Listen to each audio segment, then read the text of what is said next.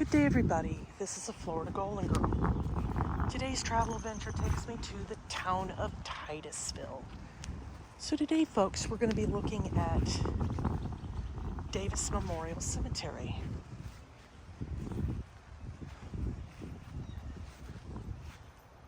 So this cemetery was established in 1956, and these are the rules and restrictions.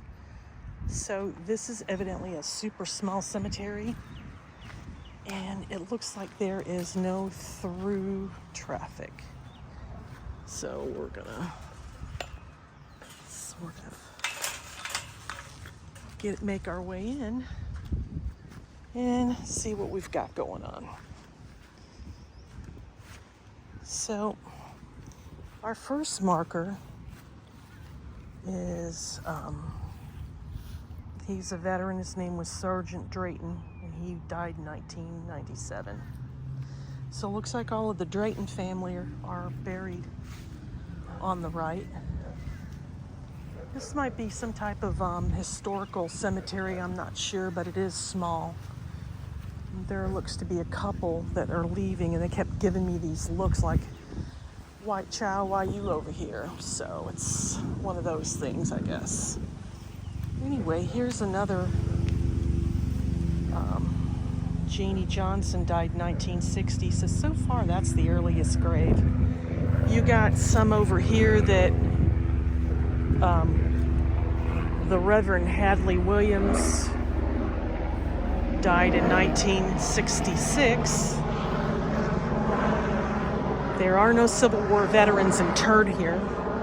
I think it's just local community. Sort of like our last cemetery we visited, which we ended up finding out it was a pioneer cemetery. So Anthony White died in 2018, and then I guess this must be a relative. They were in Vietnam and Korea, so he was career.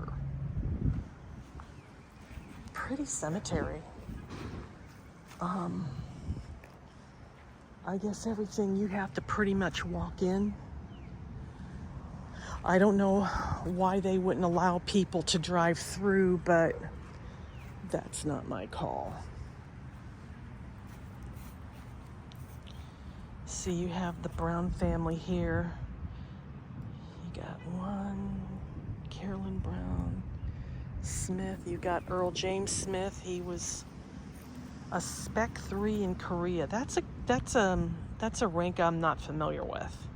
They started out at Spec 4. They still have Specialist Force today, but they don't have 5 and 6 and 7, 8 like I am familiar with. I hope everybody's having a good day. I am not with my sidekick. I thought I would take advantage and get out and kind of explore the local cemeteries. I believe that this must be a African American predominant cemetery, which is cool. I mean,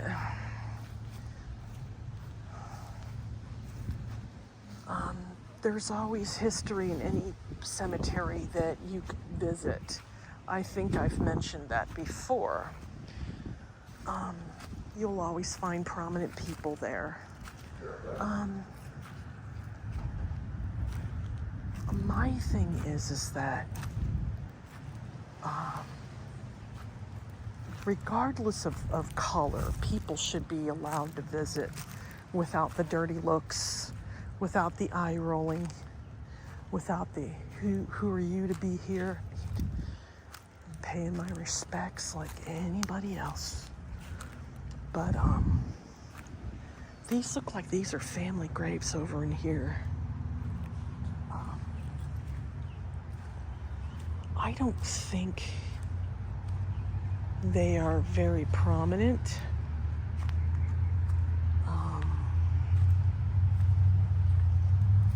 But we're gonna look anyway. So,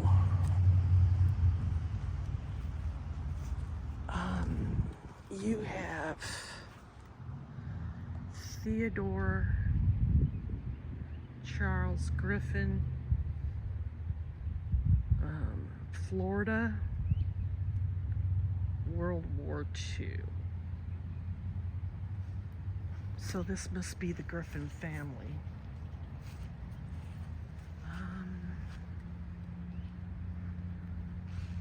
And then over here,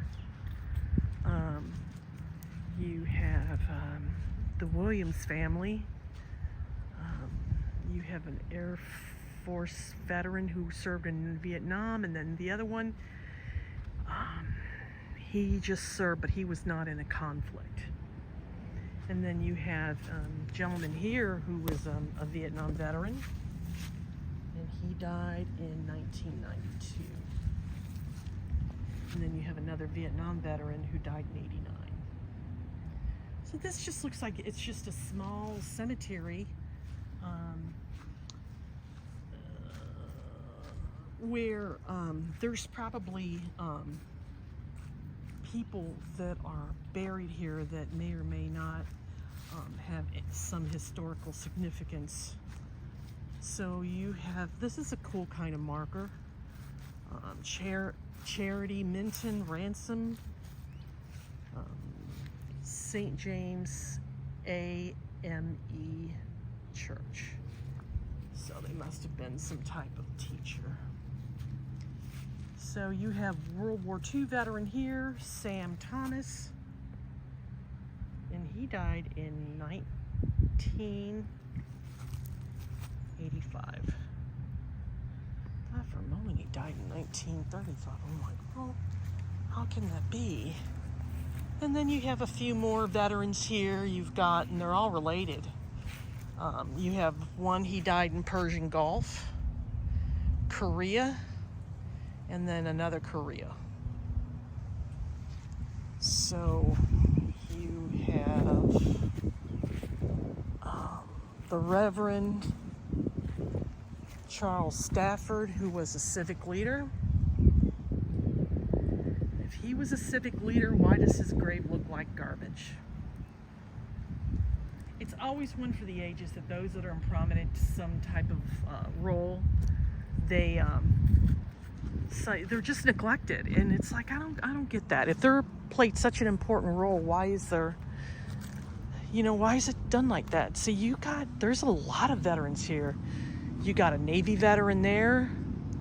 You got Persian Gulf veteran there. So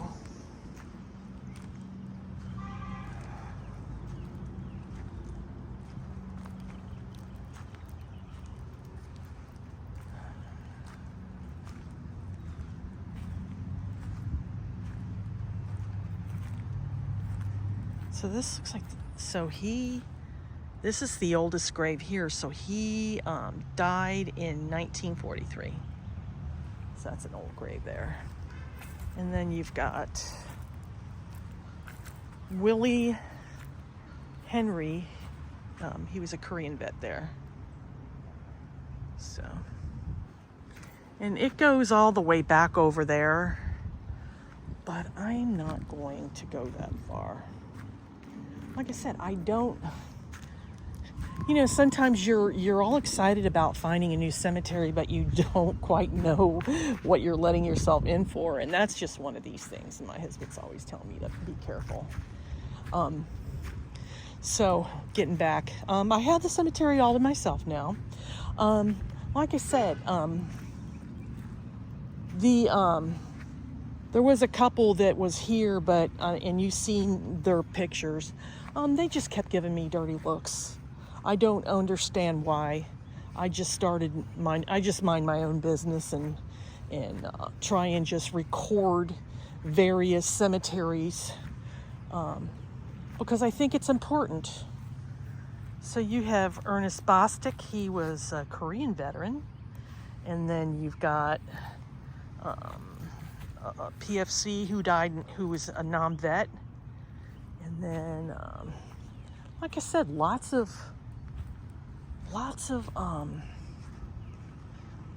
military veterans. I think this is just a community cemetery.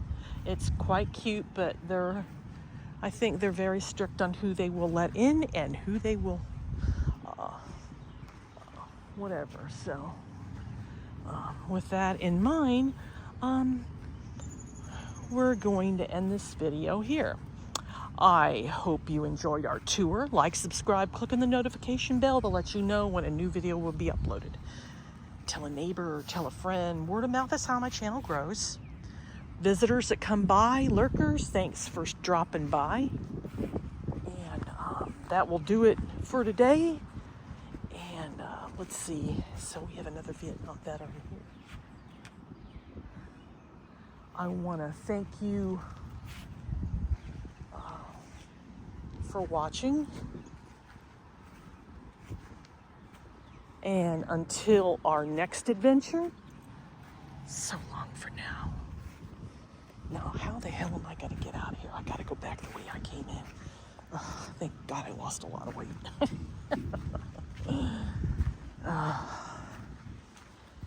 Never fails.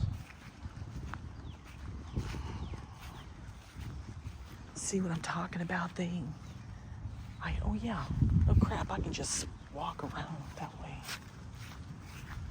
Because they were parked down that way. I'm not gonna drive my car over there, so. Yeah. On to our next adventure. So long for now, folks. Again.